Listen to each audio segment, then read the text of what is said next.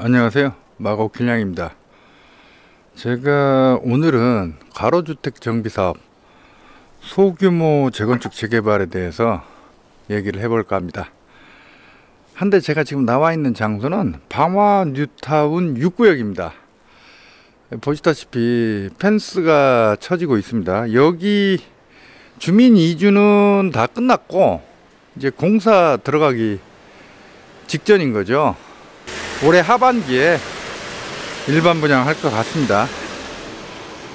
방화 뉴타운 6구역이 총 532세대인데 일반 분양 물량은 260세대, 나머지가 조합원 분양 물량하고 임대 있습니다.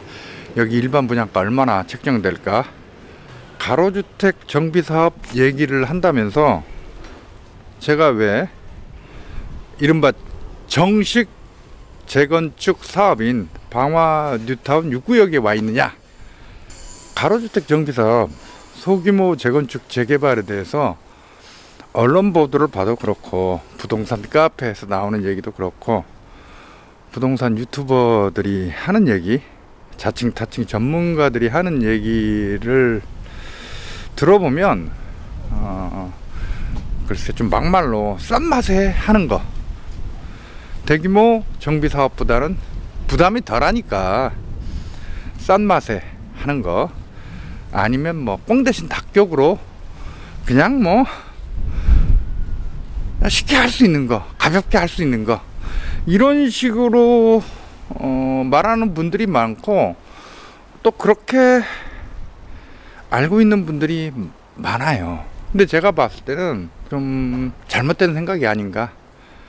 결론을 먼저 말씀드리면 가로주택 정비사업 소규모 재건축 재개발이야말로 정말로 입지가 중요해요. 물론 부동산은 알파에서 오메가가 입지예요.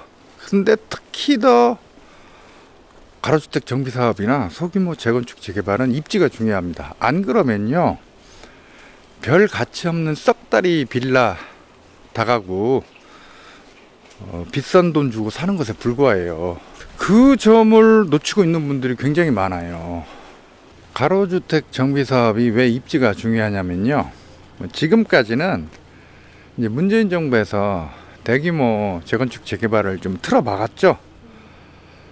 그래서 그 반사이익을 기대하고 혹은 틈새 시장으로 소규모 재건축 재개발 가로주택 정비사업에 사람들이 관심이 많았어요. 그리고 중앙정부나 서울시가 이들 사업에 대해서는 권장을 했죠. 규제를 하지 않고 권장을 했다고요. 윤석열 정부도 지금 부동산 시장 상황으로 봤을 때 재건축 재개발 확 풀지는 않을 것으로 보입니다. 그렇죠, 오락가락 하죠. 지금 정책이 대선 때는 뭐 확 푼다고 했다가 실제로 지금 하는 행동을 보면 그냥 영. 아마 윤석열 정부도 가로주택 정비사업이나 소규모 재건축 재개발 굉장히 활성화 시킬 거예요. 그러니까 지금까지는 가로주택 정비사업이나 소규모 재건축 재개발이 대규모 정비사업이 막힌 상황에서 일종의 돌파구, 뭐 틈새 시장으로 대규모 정비 사업보다는 못하지만 그래도 어느 정도 이제 수익을 좀 기대할 수 있으니까 규제도 없고, 제가 봤을 때 앞으로 중앙정부나 서울시가 가로주택 정비사업이나 소규모 재건축 재개발 엄청나게 추진할 거예요. 그러면요, 이른바 뭐라고 표현할까, 희소성이라고 하는 게 확 줄어들게 될 거예요. 왜 그런지는 이 동영상 후반부에서 제가 좀 자세하게 설명을 할게요. 그래서 무턱대고 아무데나 뭐 가로주택 정비사업 벌어진다, 소규모 재건축 재개발 벌어진다, 대규모 정비사업에 비해서 사업기간도 짧고 정부 규제도 뭐 거의 없다시피 하고, 그리고 뭐 조합원 분담금도 대규모 정비사업에 비해서는 상대적으로 저렴하다는데, 그러니까 그냥 해보자, 이제 막말로 싼 맛에, 아니면 꽁 대신 닭격으로 그런 식으로 하면 지금까지는 뭐 얼추 괜찮았을지 모르지만 앞으로는 수익을 기대하기 힘든 곳이 나올 수 있다. 저는 그렇게 보고 있어요. 오른쪽은 펜스를 치려고 하는데 왼쪽은 그런 게 없죠. 오른쪽이 방화 뉴타운 6구역이고 왼쪽이 방화 뉴타운 4구역이에요. 방화 뉴타운이 지난 2006년에 구역 지정이 됐는데 총 8개 구역이었어요. 긴등마을까지 합치면 9개 구역. 긴등마을이 바뀐 게 마곡 힐스테이트입니다. 근데 이 가운데 1구역, 4구역, 7구역, 8구역이 해제됐습니다. 2012년인가? 2012년이면 하우스푸어 시기잖아요. 사업 지지부진하고 안 되니까 주민들이 해제를 요구해가지고 한 절반 정도가 해제가 됐어요. 이 4구역 여기가 아마 빌라들이 있었던가 다가구가 있었던가, 일부는 이게 신축, 비교적 신축이죠. 빌라로 바뀌었어요. 또 그리고 앞에 보이는 곳, 저 가운데 보이죠? 거기가 힐스테이트 신방화. 여기가 힐스테이트 신방화역이죠. 여기도 빌라가 있었던가 다가구가 있었던가 기억이 가물가물한데 요게 96세대 힐스테이트 신방화역으로 바뀐 거죠. 요게 24평 27평만인데 지금 입주 시작하고 있어요. 입주하고 있어요. 민간 임대주택이죠. 10년 뒤에 분양 전환하는 거. 여기가 처음에는 10년 뒤 분양 전환인데 분양가를 확정해 주지 않았어요. 그러니까 미분양 났죠.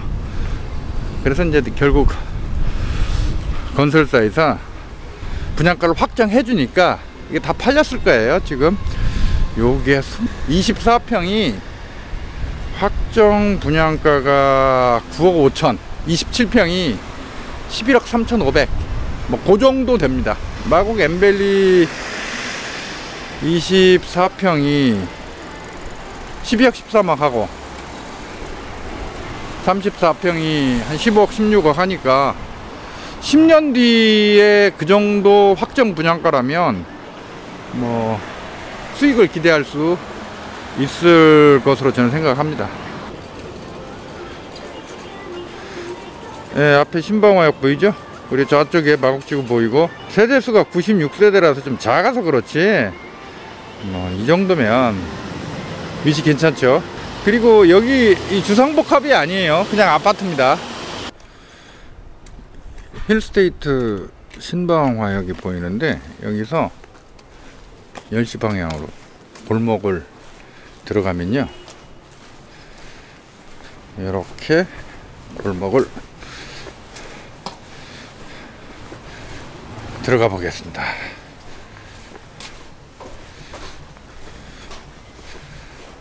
구불구불해요.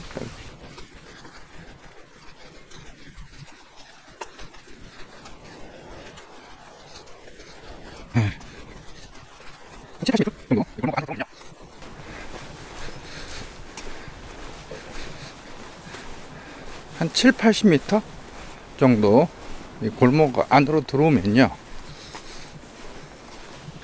이런 플래카드가 걸려 있습니다. 방화동 247-71번지 일대 가로주택 정비사업 조합 설립 인가를 축하드립니다. 4월 13일 조합 설립 인가가 났네요. 플래카드를 한화가 걸어놨네. 한화 ENC 그 브랜드가 포레나지, 포레나.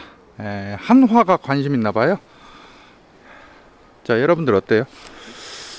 방화 뉴타운에서 바로 붙어있는 곳이에요, 여기. 그리고 4구역에 비록 세대수는 작지만 힐스테이트 신방화역 있고, 그 바로 옆에 붙어서 가로주택 정비사업이 벌어진다. 어떨 것 같아요? 저는 여기 가로주택 정비사업은 나름 괜찮다고 봐요. 입지가 너무 좋으니까. 방화 4구역 가로주택 정비사업의 사업성은 제가 볼 때 철저하게 방화 뉴타운 미래 가치에 달려 있어요. 방화 뉴타운이 신축으로 바뀌어서 입주했을 때 과연 얼마나 할 것이냐, 그게 방화 4구역 가로주택 정비사업의 사업성을 결정하겠죠. 여기 지금 방화 뉴타운 6구역이 이제 곧 이제 철거 들어가고 이제 공사 시작할 텐데, 입주했을 때 공사기간 한 3년 잡으면 한 2025년, 26년쯤 입주하겠죠. 그때 얼마나 할까요? 지금 가격으로 한번 비교를 해보겠습니다. 지금 엠벨리가 16억 정도 하잖아요, 34평 기준으로. 방화 뉴타운은 그 입지로 봤을 때, 제가 봤을 때 최소한 동급이고요. 근데 연식이 한 15년 신축이잖아요. 신축 강세 분위기가 미래에도 계속된다면 오히려 엠벨리 가격을 넘어설 수도 있다고 저는 봐요. 넘어설 거예요, 아마. 이게 그러면 지금 가격 기준으로 봤을 때 뭐 한 18억? 17억, 18억 하지 않을까요? 물론 이제 엠벨리는 엠벨리 7단지가 17억 얼마였지? 기억도 안 나네. 17억 3,500이었던가 17억 5,500이었던가 그 정도 하니까. 6구역이 사업이 제일 빠르고, 그 다음 6구역 바로 건너편, 지금 앞에 눈앞에 보이는 12시 방향에 있는 곳, 거기가 5구역이거든요 5구역은 사업 시행인가 났어요. 5구역 뭐 비대위 만들어지고 조금 잡음 나는 것 같은데 지금 어떻게 됐나 모르겠네. 아무튼 사업 시행인가 났고, 3구역은 사업 시행인가 기다리고 있죠. 방화 뉴타운이 원래 2006년 구역 지정됐을 때 7,500세대가 목표였어요. 1구역, 4구역, 7구역, 8구역 해제돼서 남은 3구역, 5구역, 6구역 다 합치면 한 3,200세대 되고, 긴등마을까지 합치면 한 3,800세대 돼요. 2구역은 지지부진했는데 신통기획 사업 대상지로 선정됐거든요. 거기가 몇 세대나 됐지? 한 5, 600세대 되겠지. 그러면 다 합치면 한 4,200세대. 애초 7,500세대가 다 들어서는 것만 못하지만 4,200세대면 괜찮은 거죠. 그 정도 신축 단지가 들어서게 되면 상당한 위력을 발휘할 거라고 생각을 합니다. 부동산 카페에서 보면 방화 뉴타운이 엠벨리 가격을 넘게 되는 이유로, 엠벨리는 SH 브랜드인데 방화 뉴타운은 민영 브랜드여서 그렇게 될 거라고 주장하는 분도 있는데, 제가 입 아프게 여러 번 말씀드렸죠. 그 브랜드발 신축발 10년 간다고. 6구역 시공사가 HDC 현대산업개발이에요. 그 시끄러운데 광주 화정동 붕괴 사건 일어난 그 건설사란 말이에요. 방화 뉴타운이 유망한 건 입지가 좋기 때문에 그런 거죠. 저는 이제 마곡지구는 현재의 마곡지구만 봐서는 안 되고, 미래의 마곡지구는 현재 마곡지구와 김포공항 복합개발이 벌어지는 김포공항 그 사이다. 그 사이가 방화동 공항동이거든요. 여기에 신축 긴등마을까지 합쳐서 4,200세대 들어서면 대단한 위력이 되는 거죠. 아하. 상가 부분을 주택으로 인정하라. 땅값 보상 현실화 보장하라. 상가 협의와 주택 결사 반대. 가만있죠.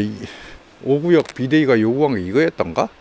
5구역 비대위 건물이 제 뒤쪽으로 한 100m쯤 떨어진 곳에 그 슈퍼마켓 있었거든요. 그 슈퍼마켓 바로 옆 건물 1층에 있었는데 지금 비대위가 없어진 건가, 아니면 그냥 잠시 수면 아래로 이슈가 가라앉아 있는 건가 모르겠습니다. 이렇게 재건축 재개발이라는 게 원래 이래요. 툭하면 비대위 뜨고 싸움 벌어지고 주민들 사이에. 그래도 뭐 방화 뉴타운은 조합 내부는 요즘 둔촌주공 사태 아시죠? 거기에 비하면 뭐 굉장히 적었던 편이죠. 아무튼 저는 이제 방화 뉴타운이 신축으로 바뀌어서 입주하게 되면 엠벨리하고는 최소한 동급이고, 신축 강세 분위기가 미래에도 지속된다면 엠벨리 가격을 넘어설 거라고 봅니다. 자, 그러면 여기 방화 4구역 가로주택 정비 사업은 그럼 미래 사업성이 어떻게 될 것인가?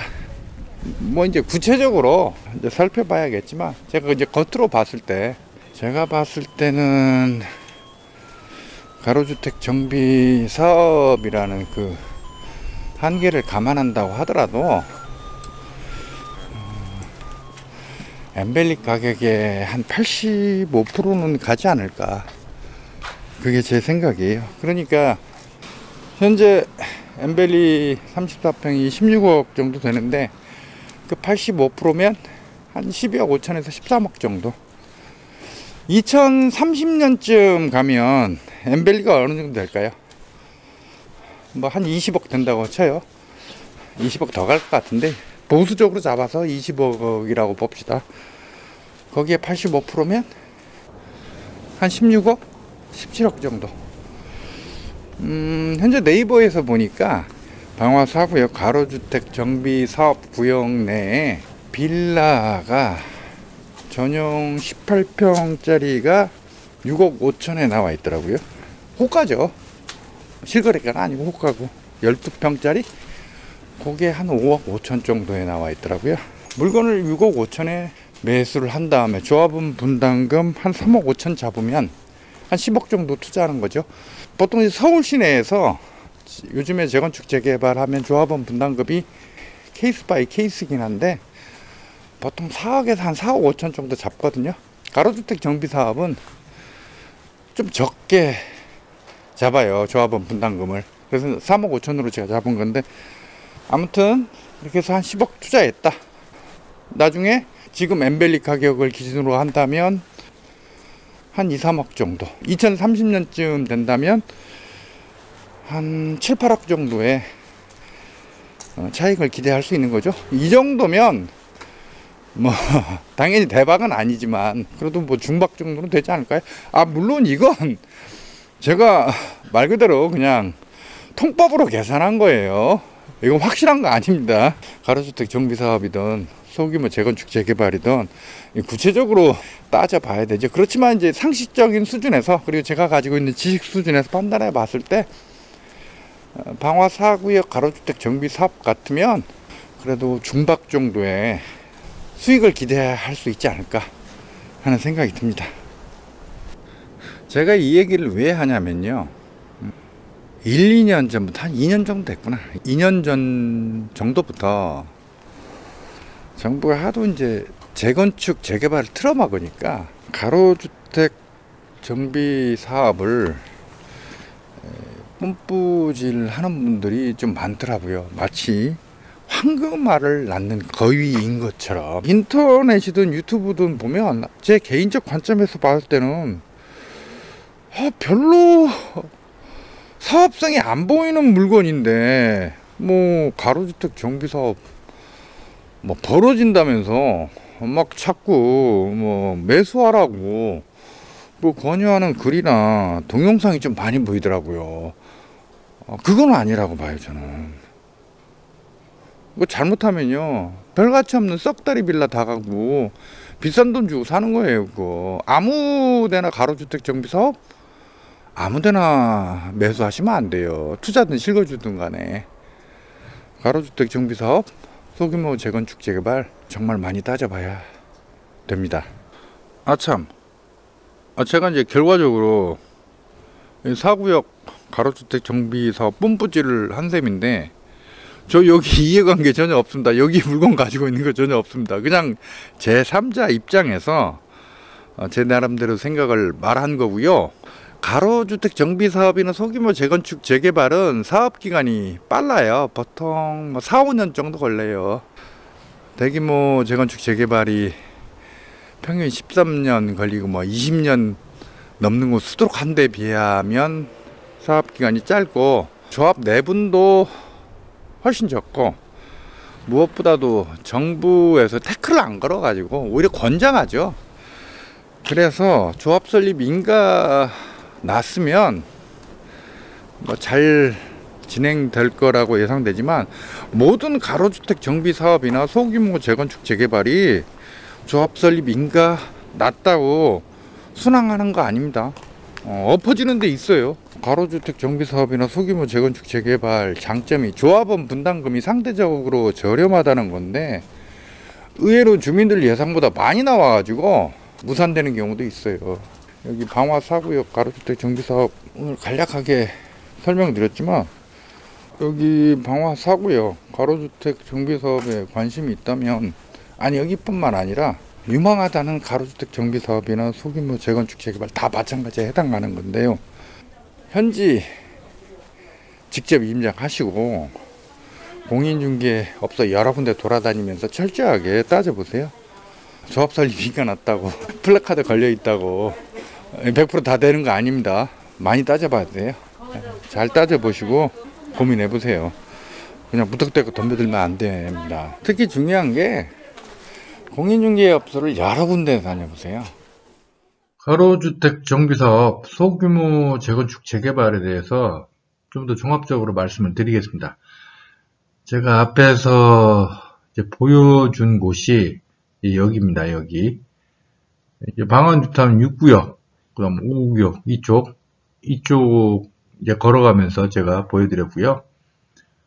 힐스테이트 신방화역 10년 뒤 분양 전환되는 민간 임대아파트 바로 여기에요. 여기 9호선 신방화역 바로 붙어있죠. 긴등마을이라고 나와 있는데 여기가 이제 재건축돼서 마곡 힐스테이트로 바뀌었죠. 여기가 마곡지구잖아요. 그리고 여기가 김포공항 복합개발이 벌어지는 김포공항입니다. 이 김포공항 교차로 입구인데 이 바로 앞쪽에 가면 이 주차장이 있어요. 주차장하고 공원도 있는데 한 4만 평 정도 돼요. 여기가 UAM 복합터미널 만들어지잖아요. 서울 시내에 앞으로 건설될 UAM 터미널 가운데 가장 큰 곳 바로 여기에 만들어지죠. 자, 우마곡 좌 김포공항 복합개발지역 이 가운데에 있는 곳이라고요. 방화 4구역 가로주택 정비사업 딱 가운데 있잖아요. 이 한가운데 방안뉴타운 전체 8개 구역 가운데 3구역, 5구역, 6구역은 지금 사업 진행 중이죠. 6구역은 앞에서 봤듯이 지금 펜스 설치 중이죠. 이제 철거 들어가고 올 하반기에 아마 일반 분양할 것으로 예상되고요. 요 5구역은 지금 사업 시행 인가 받았고 3구역은 사업 시행 인가 기다리고 있고요. 2구역은 신통기획 사업 대상지로 선정됐고요. 1구역, 7구역, 8구역 여기는 방안뉴타운 구역이 해제된 뒤에 여러 가지 얘기가 나왔어요. 지주택 얘기도 나왔어요. 7구역, 8구역은 지주택 추진한다는 얘기를 제가 들었던 기억이 납니다. 1구역, 7구역, 8구역, 그 다음에 이제 4구역, 방화 4구역 가로주택 정비사업 한다고 하더라도 이 전체는 아닐 거예요, 아마. 가로주택 정비사업 면적이 있기 때문에 전체는 아니고 일부에서 이제 가로주택 정비사업이 벌어지는 건데, 뭐 1구역, 그 다음에 4구역, 7구역, 8구역은 지주택 사업이든 가로주택 정비 사업이든 소규모 재건축 재개발이든 아무튼 무엇인가 벌어지면 정식 혹은 정규 재건축 재개발 정비 사업만은 못하겠지만 수익이 괜찮을 걸로 기대돼요. 왜? 입지가 워낙 좋으니까. 입지가. 그러니까 제가 드리고 싶은 말씀은 가로주택 정비사업이나 소규모 재건축 재개발을 그냥 싼 맛에 막말로 이것도 몇 억씩 들어가기 때문에 사실 뭐 싼 맛이라고 표현하기는 좀 어폐가 있지만 우리가 말하는 보통 대규모 정비사업에 비해서는 아무튼 조합원 분담금 같은 게 상대적으로 적으니까, 그러니까 막말로 싼 맛 혹은 꽁 대신 닭격으로 그냥 접근해서는 안 된다는 거예요. 그냥 서울 시내 아니니까 어디든 간에 가로주택 정비사업, 소규모 재건축 재개발 벌어지기만 하면 무조건 괜찮다. 이런 식으로 보는 건 저는 잘못이라고 봅니다. 입지를 정말로 따져야 된다는 거예요. 가로주택 정비사업이나 소규모 재건축 재개발이야말로 더욱더 훨씬 더 입지를 따져야 된다. 이게 제 생각이에요. 서울경제 5월 6일 기사인데요. 단독이라면서 가로주택 정비 15층 규제 폐지, 윤 대통령 10만 가구 공급 탄력. 요 기사, 요 표가 핵심인데, 이 내용을 자세히 보면 법을 좀 개정을 해서 5년간 소규모 정비 사업으로 전국 10만 가구를 공급한다. 수도권 6만 5천 가구 예상이라 이거죠. 그래서 가로주택 정비 사업은 층수 제한을 완화하고 소규모 재개발 사업 같은 경우도 사업 시행 면적을 기존은 5,000제곱미터거든요. 정확히는 4,999제곱미터일 거예요. 요걸 기준으로 1만 제곱미터로 확대한다. 여기서 중요한 게 가로주택 정비 사업이나 소규모 재건축 재개발이 문재인 정부가 기존의 민간 재건축 재개발을 틀어막고 이런 가로주택 정비 사업 같은 걸 추진한 게 아니라는 거예요. 윤석열 정부도 이걸 계속 이어받아서 할 수밖에 없다는 거예요. 이게 중요해요. 언론 보도도 그렇고 인터넷 부동산 카페에서 많이 나오는 내용도 그렇고 부동산 유튜버들도 그렇고 이 가로주택 정비 사업이나 소규모 재건축 재개발을 정부에서 자꾸 추진하는 이유, 근본 이유를 잘 모르는 건지 일부러 왜곡하는 건지 자꾸 기존의 민간 주도 재건축 재개발을 틀어막고 대신 조금 출구를 내준 게 소규모 재건축 재개발, 가로주택 정비 사업이다. 이런 식으로 주장하는 분들이 많은데 완전히 틀린 말이에요. 안 그래요. 지금 오세훈 시장은 모아타운, 모아주택 사업을 또 힘있게 추진하고 있어요. 쉽게 말하면 모아타운, 모아주택은 가로주택 정비 사업이나 소규모 재건축 재개발을 그 사업지를 여러 개 묶어가지고 확대한 거예요. 그냥 그렇게 이해하시면 돼요. 오세훈표 정비사업 모아타운 1호 강북 번동 1240가구 단지로 탈바꿈. 보통 가로주택 정비사업이나 소규모 재건축 재개발하면 사실상 나홀로 아파트예요. 정확히는 나홀로 아파트는 아니지. 2개 동, 한 3개 동? 그 정도 쓰는데 규모가 다 작죠. 근데 이런 가로주택 정비사업 구역을 사업지를 여러 개를 합쳐가지고 1240가구 대단지로 만든 거죠. 이게 서울시 모아타운, 모아주택 관련 홍보 팜플렛에 나오는 내용인데요. 기존의 가로주택 정비사업이나 소규모 재건축 재개발은 기본적으로 좀 한계가 있어요. 쉽게 말하면 기존에 가로를 그대로 유지해요. 따라서 주변 인프라가 확 바뀔 수 없어요. 특히 문제가 되는 게 공원 같은 이런 녹지 공간, 그 다음 주차장이요. 지하 주차장 확보가 힘들어요. 지하 주차장에서 차들이 들어가서 원활하게 돌아서 나오고 빠져나오려면 상당한 어느 정도 면적이 있어야 되는데 기본적으로 가로주택 정비사업이라든지 소규모 재건축 재개발은 단지 규모 자체가 작기 때문에 지하 주차장을 만들기도 힘들고 만들어도 그렇게 효과가 없어요. 이 문제가 심각하다고요. 그 다음에 예를 들어 주민센터, 요즘에는 노령 인구도 늘어나고 1인 가구도 많기 때문에 주민센터에 필요로 하는 시설들이 많은데, 그러니까 주민센터만 딱 있으면 안 된다고. 각종 복지시설이나 이런 주민 지원 시설이 더 부가적으로 필요한데, 가로주택 정비 사업이나 소규모 재건축 재개발하면 기존 낡은 집 부수고 새 집 그냥 나홀로 아파트 혹은 2개 동, 3개 동만 겨우 들어서고 그 중에서 일부 일반 부장해가지고 조합원 분담금을 좀 줄이는 그런 정도이기 때문에 이런 공공시설 용지를 확보할 수가 없어요. 지하주차장 확보하기도 힘들고 공공시설 용지 확보하기도 힘들고 이렇게 소규모 재건축 재개발 단지나 가로주택 정비사업 단지 여러 개를 묶으면 면적이 커지잖아요. 그러면 공원이나 지하주차장, 공공시설 용지 확보할 수 있는 거죠. 기존의 가로주택 정비사업, 소규모 재건축 재개발은 주변 인프라를 바꿀 수 없었죠. 하지만 모아타운으로 하면 대규모 재건축 재개발, 대규모 정비사업만 못하지만 어느 정도 인프라를 좀 바꿀 수 있는 거죠. 그게 장점인 거죠.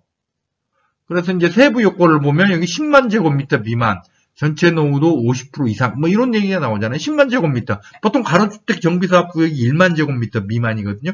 그것보다 훨씬 크죠. 모아타운으로 하니까. 모아타운이 좋은 이유에서 주차장, 공원 등 기반시설 조성 공공지원, 용도지역 상향, 공공건축과 설계지원, 지하주차장 통합 설치 허용. 자, 이게 중요한 거예요. 충수 및 용적률 완화. 제가 볼 때 서울시가 이 모아타운 추진하는 가장 큰 이유가 아마 이걸 거예요. 지하주차장 통합 설치 허용. 요거. 기존에 낡은 그 썩다리 빌라 다 가고 다 몰려있는 곳에 가장 큰 문제가 뭐죠? 주차장이 없는 거예요, 주차장. 그래서 그런 데 가보면 도로가 일방 통행인 경우가 많아요. 주민들이 주차장이 없으니까 다 길가에 차를 세워놓거든. 가뜩이나 도로도 되게 이제 2차선이거든요, 그런 데가. 근데 한쪽을 갖다 주민들이 차를 세워놔 버리니까 어쩔 수 없이 다 도로를 일방 통행으로 만들어 버린다고요. 그 문제 해결하려면 제가 봤을 때는 모아타운 같은 게 효과적인 건 사실이에요. 여기서 중요한 게요. 저는 이제 제 개인적 생각인데요. 서울의 미래 주택 공급 방향을 정확히 알 필요가 있다고 봅니다. 제 개인적 생각으로는요. 서울시가 이 4가지 방법을 추구할 것 같습니다. 민간 재건축 재개발, 그 다음에 공공 재건축 재개발. 요즘 공공 방식 많이 벌어지고 있죠. 그 다음에 하나가 가로주택 정비사업과 소규모 재건축 재개발. 또 하나 중공업 역세권 지역에서 청년 역세권 주택, 오피스텔, 도시형 생활주택 등 많이 짓고 있거든요, 요즘에. 많이 서울시가 인허가를 내주고 있더라고요. 요 4가지 방향으로 저는 생각을 합니다.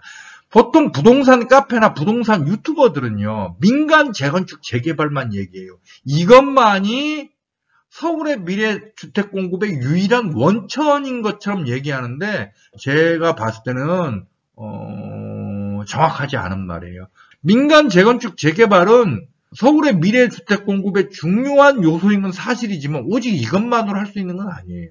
가로주택 정비사업 소규모 재건축 재개발은 장점은 사업기간이 짧아요. 4년 내지 5년. 그 다음에 주민 부담이 상대적으로 적습니다. 원주민 재정 착률이 높아요. 민간 재건축 재개발에 정말 가장 큰 문제 중에 하나가 원주민 재정 착률이 10%대에 불과하다는 거예요. 썩다리 빌라 다가구 좋은 신축 아파트로 민간 재건축 재개발해서 딱 바꾸죠. 원래 거기에 살고 있던 주민들 가운데 신축 아파트에 들어가는 비율이 10%대에 불과하다니까요. 나머지 다 쫓겨나요. 조합원 분담금이 워낙 많으니까 가난한 원주민들이 그걸 댈 수가 없어가지고 그냥 집 팔고 다 떠나버린다고. 요게 아주 굉장히 큰 문제예요. 근데 가로주택 정비사업이나 소규모 재건축 재개발은 원주민 재정 착률이 높죠. 왜? 주민 부담이 상대적으로 적으니까. 그래서 앞에서 봤듯이 서울시는 모아주택, 모아타운으로 계속 업그레이드 하고 있고요. 그래서 제가 봤을 때 특히 수도권에서 앞으로 더욱더 활발하게 벌어질 것 같습니다. 그 다음에 중공업 역세권 지역은요. 청년 역세권 주택, 오피스텔, 도시형 생활주택 등이 지금 많이 들어서고 있어요. 서울시가 집중적으로 인허가를 내주고 있는 것 같아요. 특히 영등포 준공업 지역 가면 이런 게 아주 눈에 많이 보여요. 이런 그 지역에서 지금 요즘 들어서고 있는 이런 오피스텔을 보면요. 1에서 3층은 상가 혹은 오피스 혹은 공공시설이 들어가는 경우가 있더라고요. 그리고 그 위층은 다주택, 그러니까 오피스텔이에요. 오피스텔이거나 도시형 생활주택. 이걸 이제 복합개발이라고 서울시는 이름을 붙이는데 사실 이거 제가 봤을 때 1인 가구를 위한 주택으로 보여요. 제가 다른 동영상에서 일전에 말씀드렸는데 도시 기능이 원활하게 유지되기 위해서는 중저가 주택이 대량으로 필요합니다. 언론도 그렇고 부동산 카페도 그렇고 부동산 유튜버들도 그렇고 그냥 도시, 특히 예를 들어 서울 하면 무조건 대규모 신축 아파트 대단지만 얘기하는데 그거 굉장히 잘못된 거예요. 도시 기능을 유지하기 위한 필수 인력들이 있어요. 길거리 청소하는 사람들, 야밤에 식당에서 서빙하는 사람들, 유리창 닦는 사람들, 택배, 퀵서비스 하는 분들, 이런 사람 없이 어떻게 도시가 유지돼요? 도시는 고소득자만 사는 게 아니에요. 아니지. 10명의 고소득자가 살기 위해서는 30명, 40명의 중저소득자들이 필요해요. 그 사람들이 이런 3D 업종에 일을 해줘야 고소득자들이 편안하게 살 수 있잖아요. 되게 3D 업종에 종사하는 이런 분들은 낮은 임금이 낮은데 또 노동시간도 길어. 뭐 새벽에 일한다거나 한밤중에 일한다거나 그런 경우도 많잖아요. 따라서 이들은 오히려 도심 가까운 곳에 거주해야 돼요. 출퇴근이 편리해야 되죠. 임금도 낮고 노동시간도 긴데 제가 인천이나 경기도에서 서울까지 출퇴근해야겠어요? 따라서 이들을 위한 중저가 주택이 대량으로 필요해요. 또 하나는 1인 가구가 급속하게 증가하고 있습니다. 지금 서울시 예상으로는요. 2040년에 서울시 전체 가구의 60%가 2인 가구로 예상하고 있어요. 자, 이들을 위한 주택이 필요하잖아요. 근데 민간 재건축, 재개발 아파트는 기본적으로 비싸죠.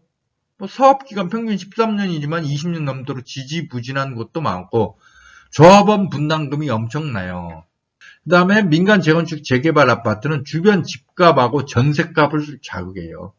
근데 가로주택 정비사업이나 소규모 재건축, 재개발은 이 문제가 상대적으로 덜하죠. 공공방식 재건축, 재개발은 공공임대주택 확보가 쉽습니다. 용적률 상향해주는 대가로 기부채납을 많이 받으니까. 청년 역세권 주택, 오피스텔 도시형 생활주택, 특히 도심에 가까운 곳, 지하철역 가까운 곳에 있는 이런 주택들은요. 1인 가구의 수요를 충족할 수 있어요.